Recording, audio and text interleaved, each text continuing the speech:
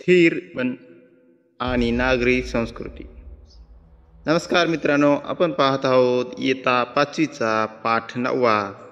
यामध्ये पहिला मुद्दा आहे धातूचा वापर. चला तर पाहूया. त्याआधी तुम्ही चॅनलला सबस्क्राईब करा व व्हिडिओला लाईक करा. माणसाने सर्वप्रथम वापरात आणलेला धातू कोणता याबद्दल आपल्याला मनात खूप कुतूहल असते. युरोपमधील संग्रहालयामध्ये जमा झालेल्या पुराणवस्तूच्या ग्रहांचे वर्गीकरण करण्यासाठी ख्रिश्चन थॉमसेन नावाच्या अभ्यासकाने त्रियुग पद्धती नावाची पद्धत अंमलात आणली. त्याने त्या वस्तूची वर्गवारी 3 गटामध्ये केली. दगडांची हत्यारे अश्मयुग, तांब्याची हत्यारे आणि इतर वस्तू ताम्रयुग, लोखंडाची हत्यारे आणि इतर वस्तू लोहयुग. ही वर्गवारी ठरवताना दगडाची हत्यारे आधीच्या काळातील, तांब्याची हत्यारे आणि वस्तू यांचा काळ त्यानंतरचा आणि लोखंडाची हत्यारे आणि वस्तू यांचा काळ सर्वात नंतरचा, हे थॉमसेन सप्रमाण दाखवून दिले. त्यानुसार अश्मयुग, ताम्रयुग आणि लोहयुग अशी नावे कालखंडांना दिली गेली.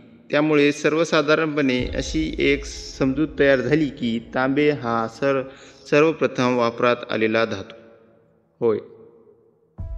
प्रत्यक्षात मात्र सोने हा वापरात आलेला पहिला धातू आहे.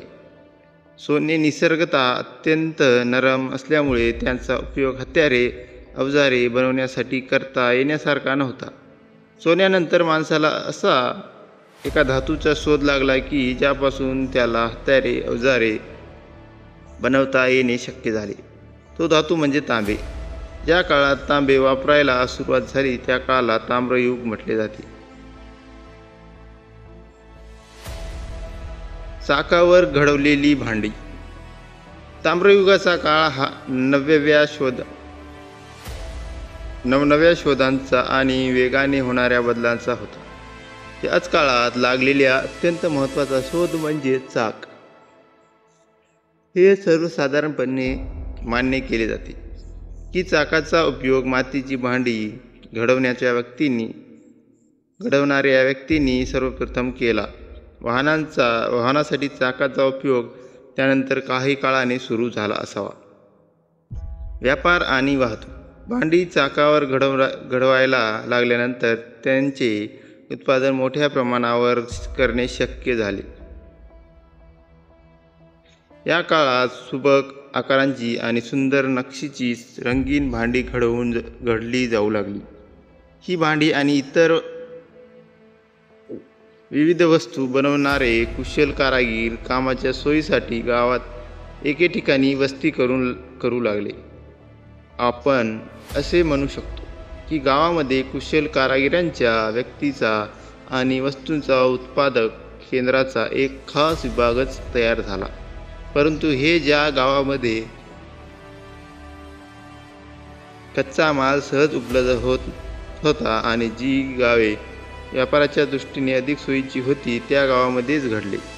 त्या गावाचा विस्तार झाला. वस्तूचे उत्पादन मोठ्या प्रमाणावर सुरू झाल्यानंतर व्यापारातही वाढ झाली. त्यामुळे वाहतुकीच्या पद्धतीत बदल होणे गरजेचे होते.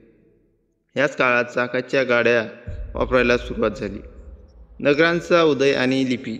दूरवर पसरलेल्या व्यापार, मालाची जलद वाहतूक आणि मोठ्या प्रमाणावर उत्पादन करणारी उत्पादनाची केंद्रे यामुळे अनेक प्रकारची कामे करणारे लोक एके ठिकाणी आले. वाढलेल्या व्यापाराच्या आणि उत्पादनाच्या कायमस्वरूपी नोंदी ठेवणे आवश्यक झाले. सांकेतिक खुणा आणि चिन्हे याचा वापर नोंदी करण्यासाठी आधीच्या काळातही होत होताच. सांकेतिक खुणा असलेले खापरे उत्पादन मोठ्या संख्येने मिळतात. व्यापार आणि उत्पादन यांच्यात झालेली वाढ आणि नोंदी ठेवण्याच्या वाढत्या यासारख्या कारणामुळे आधीपासून वापरात असलेल्या सांकेतिक खुणा आणि चिन्हे यामध्ये सुधारणा केल्या गेल्या. त्यांच्यावर संस्करण केले गेले.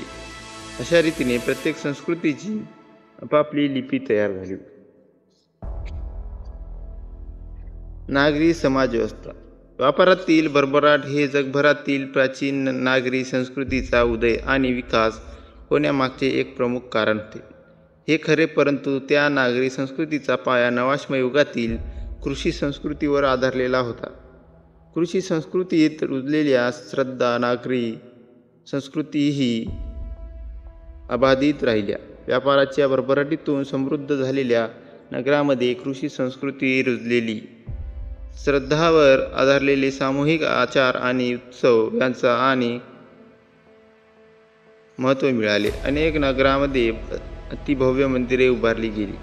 त्या नगरांच्या शासन व्यवस्थेचे अधिकारही मंदिर प्रमुखाच्या हातात एकवटले. पुढे मंदिराचे प्रमुखपद आणि राजपद ही दोन्ही पदे एकाच व्यक्तीकडे गेली. जगातील प्राचीन नागरी संस्कृतीची ही सुरुवात होती. या संस्कृतीची सविस्तर माहिती आपण पुढील पाठामध्ये पाहूया.